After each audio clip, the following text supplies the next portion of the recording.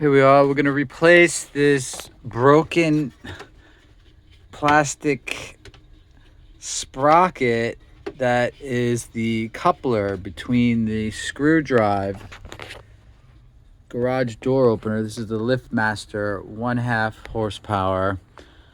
I think from what I can see, I can just take these two bolts off and these two bolts off, slide this whole unit back, and then put the new coupler on. That's what I'm going to try and do. Let's see what happens.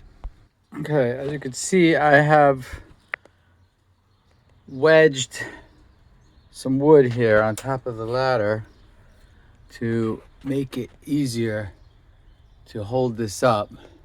And then I have this yoga block with a box on top of my already anchored shelving. So let's give it a whirl. I've made a discovery. There's a wire that's attached to this rod that goes all the way to the other side of the garage door. It's attached here, and so I can't just simply slide that off, not unless I want to cut the wires and then reattach. And I don't know if there's a way in the back here to remove them, but that would involve me digging all these boxes out and getting up on there behind there, which I don't think I'm going to do that. So I'll probably just remove the other two screws down there and then let the garage let it support by the other ladder over there. Let's see. Okay, I've got this block here, the two bolts off the hanger, the two bolts, one bolt hanging in there until I'm ready to take it out. I still don't know what I'm going to do here because this wire is tight. And so I might end up cutting this wire and then just reconnecting it. That might be the easiest one. I'm also looking at getting that inner slider thing, that rack they call it. Maybe take that off and replace it. I don't know. This is going to be difficult because there's not any wiggle room. So I haven't figured that part out. Okay, so here's the old one. I had to take it off.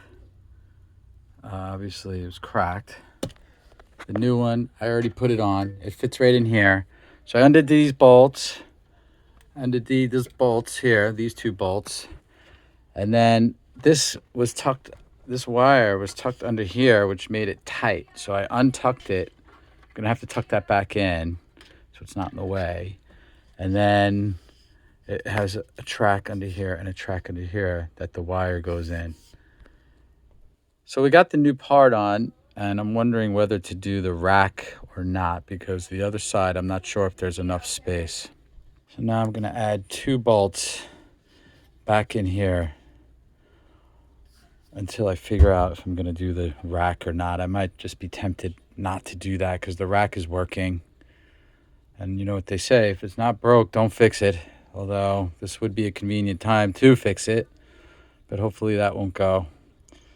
And if it does, well, at least I know what to do next time. But you can adjust the rack location, which is what this trolley slides on. You can see it's all the way down there at the end. And I'm going to try and adjust it back to where the door sits closed. Hopefully I'm doing this right.